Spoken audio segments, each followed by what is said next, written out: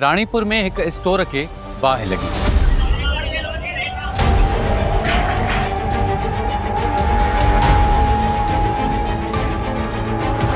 दुकान तो पंहिंजी जॻह ते सड़ियो आहे, पर उहो दुकानदार जी जेकी हिन महिल सदमे में फैमिली आहे उहा बि सड़ी वई आहे। 24 कलाकनि खां बि बाहि न विछाए सघिया हिकिड़े दुकान मां माण्हू वीचारा विसाई आहे। उहा फायर ब्रिगेड जेकी दावा था कनि आई हुई, बाबा आई हुई त अॼु ॾींहुं थियो आहे तव्हांजो दूंहों साम्हूं आहे। चंदी मिंटनि में बाहि दुकान के पंहिंजी लपेट में आणे छॾियो। पर सवाल बाहि लॻण जो न, पर बाहि विसाइण वारे निज़ाम जो आहे। हिन बाहि हिक दुकान खे न साड़ियो, पर हंगामी हालतुनि खे मुंहुं ॾियण बाबति सरकारी दावाउनि खे बि सवालनि जी बाहि में आणे बिहारियो। राति जो देर सां रानीपुर जे पाक मेडिकल स्टोर में बाहि लॻी।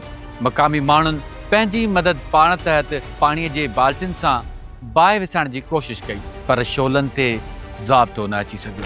छाकाणि त जॾहिं शहरनि फायर ब्रिगेड खे सॾु कयो त ख़बर पई त रानीपुर में मौजूद फायर ब्रिगेड जूं गाॾियूं केतिरे ई वक़्त खां ख़राब पियल आहिनि। नतीजे में बाहि विसाइण लाइ गंबट खां गाॾी घुराइणी पई, पर तेसि ताईं शोलनि दुकान खे तक़रीबन मुकमल तौर साड़े छॾियो हो ऐं करोड़े रुपयनि जो नुक़सान थी चुको हो। हिते असुल सवाल बाहि लॻण जो न, पर तयारी जो आहे। छा एतिरे वॾे शहर, वॾे कारोबारी मर्कज़ ऐं 3 टाउन्स ते ॿधल तालके लाइ हिक बि फ़ाल फायर ब्रिगेड मौजूदु न हुजणु क़बूलण जोॻो आहे। हीउ मसइलो को ओचितो पैदा न थियो। ख़त लिखिया विया, सिफ़ारिशूं मोकिलियूं वयूं, ख़तरे खां आगाही बि ॾिनी वई, पर अमली क़दम न खयां विया।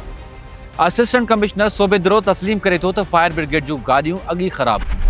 डिप्टी कमिश्नर खे महीना अॻु ख़त लिखी रानीपुर, सोबेद्रो ऐं हिंगोरजा लाइ अलॻि अलॻि गाॾियुनि जी घुर कई वई हुई, पर अॼु बि उहो मामिलो अंडर प्रोसेस आहे। इहा असांखे राति जो 12:30 बजे ख़बर पई त असां वटि हिते पाक मेडिकल स्टोर आहे मेन हाईवे ते रानीपुर में, त उते का बाहि लॻी आहे। इमीडिएटली असां वटि हिते पंहिंजी जेका गाॾियूं आहिनि उहे ख़राबु आहिनि सभु, उहे असां गंबड़ खां घुरायूं आहिनि।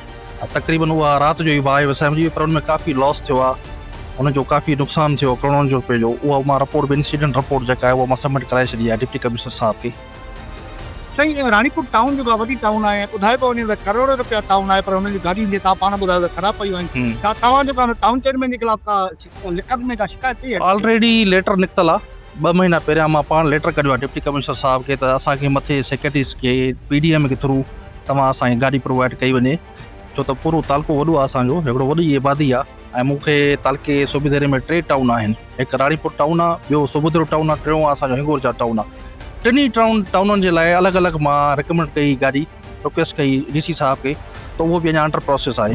मुख़ालिफ़ धुर इंतिज़ामिया ऐं चूंडियल नुमाइंदनि खे नाअहली जो ज़िम्मेवार करार ॾेई रही आहे, जॾहिं त शहरी चई रहिया आहिनि त खेनि सियासी बयाननि जी न, पर अहिड़े निज़ाम जी ज़रूरत आहे जेको हंगामी सूरत हाल में संदन जान ऐं माल बचाए सघे। मां इहो ई चवंदुमि त हीउ असांखे शर्म थो अचे। दावा त वॾी था कनि दस्तगीर शहर आहे, पर इन खां मां गंबड़ जो माहौल बहितर थो ॾिसां। उते इंतिज़ामिया ते कमु जेके चेयरमैन टाउन थी कमु करे, शायदि हिते उहा चेयरमैनशिप आहे ई कोन। मुसलसिल 2.5-3 साल थी विया आहिनि चेयरमैन साहिब अॼु ताईं ऑफिस में न वेठो आहे। हेॾो वॾो हिननि जे असेंबली में सॼो दूंहों थो निकिरे पियो। हीअ दुकान खे बाहि न आहे, हीअ असेंबलियुनि जे ऐवाननि खे बाहि आहे। हीअ इन्हनि जे मुंहं ते मोचड़ो आहे त हीअ दस्तगीर जो हेॾो दावा रखंदड़ चवंदा असां दस्तगीर जे वोट असां वठूं था पिया, पर हे जेके लावारस जेके कारोबारी माण्हू, ताजर माण्हू हिते कारोबार था कनि, हिननि जे आसिरे ते रानीपुर खे वसाइण लाइ, त छा हिते हीअं ई दूंहों वसंदो रहंदो, हीअं ई जलंदी रहंदी रानीपुर? मां इहो ई चवणु चाहींदुमि तव्हां सभु साहबी दोस्तनि खे त ख़ुदारा इहो आवाज़ु तव्हां बुलंद कयो। अगरि न कयो एतिरा कसूरवार असां बि हूंदासीं जेतिरा ही चूंडियल नुमाइंदा आहिनि। पीर फज़ल अली शाह चाहे सैयद सूरत शाह साहिबु चेयरमैन आहे, आयो आहे कॾहिं न दुकान ते, पर न उन्हनि जा वाठा हिकु खोड़ हूंदा 20-30 हिन गाॾियुनि खां वठण लाइ, मगर कंहिं ग़रीब खे फ़ाइदो न ॾींदा।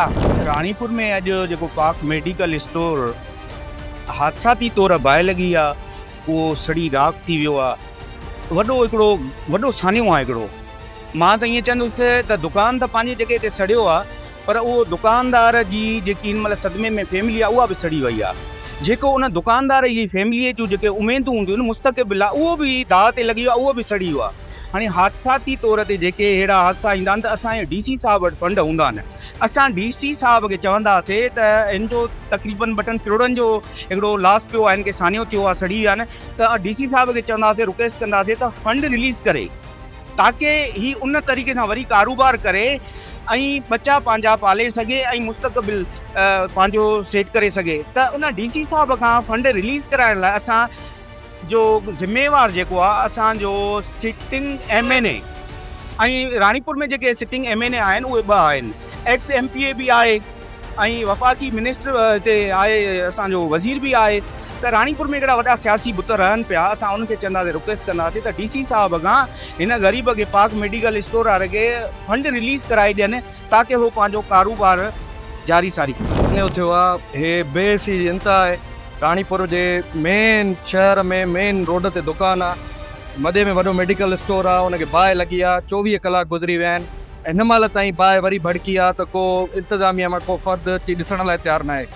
उन खां पोइ टाउन कमेटी जी ज़िमेदारी आहे, टाउन कमेटी का बि हिन महिल ताईं को अमलो टाउन कमेटी जो न पुॻो आहे जेको अची करे बाहि हिते हिननि जी मदद करे बाहि विछाइण में।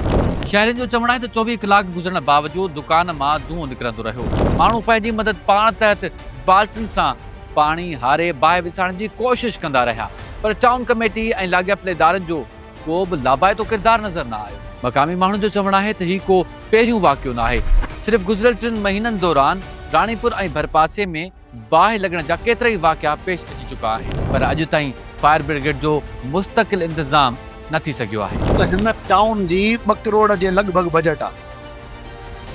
किथे बि तव्हां न ॾिसंदव त को हिननि खे पेवर ब्लॉक जो कमु कयो हुजे, छा हिननि जो हक़ु न आहे त को ट्रैक्टर हुजे का सफ़ाई करे। ही क़ौमी शाहरा तव्हांजे साम्हूं गंद ॾिसो था केतिरो आहे, तव्हांजे साम्हूं थाणे ॾे झिटी वेंदड़ आहे, उन में अधु फुट पाणी बीठो आहे। शाही बाज़ार जी इहा हालत आहे।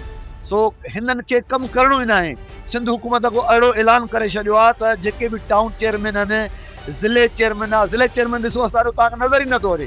कंहिं बि UC में तव्हांखे असांजे हिन 2.5 साल गुज़रण तव्हांखे ज़िले चेयरमैन नज़र न आयो। माना चेयरमैननि सां को हिकिड़ो फार्मूलो तय कयो वियो आहे त इदारनि खे हे खराइनि, चूंडियल नुमाइंदनि खे खराइनि, सिंध जो हे जलसा रैलियूं कढनि, उन्हनि जा ख़र्च ई भरनि, पर सिंध जे माण्हुनि जी का बि मालिकी न कंदा। त पर उहो सड़नि मरनि तबाह थियनि कबारी झेरनि जे वर सां, बर्बादीअ जे वर सां, नकुली दवाउनि जे वर सां, महांगाईअ जे वर सां। पर हाणे त ही ज़ुल्म आहे। ही तव्हां साम्हूं ॾिसो था, 24 कलाकनि खां बि बाहि न विछाए सघिया आहिनि। हिकिड़े दुकान मां माण्हू वीचारनि विसाई आहे। उहा फायर ब्रिगेड जेकी दावा था कनि आई हुई, बाबा आई हुई त अॼु ॾींहुं थियो आहे तव्हांजो धुओं साम्हूं आहे। हाणे सवाल सिर्फ़ु हिकु मेडिकल स्टोर जो न आहे। सवाल इहो आहे त जेकॾहिं सुभाणे के स्कूल, अस्पताल, पेट्रोल पंप या रिहाइशी इलाइक़े में ख़ुदा न करे को बाहि लॻण जो वाक़ियो थिए त छा तॾहिं बि माण्हू गंबट मां गाॾी अचण जो इंतज़ारु कंदा? हीउ वाक़ियो रुॻो हिकु दुकान जे सड़ण जी कहाणी न आहे, पर इहो सरकारी तयारियुनि, हंगामी ख़िदमतुनि ऐं अवामी तहफ़ुज़ बाबति केतिरा ई वॾा सवाल छॾे वियो आहे, जिन जा जवाब हाणे अख़्तियारनि खे ॾियणा पवंदा।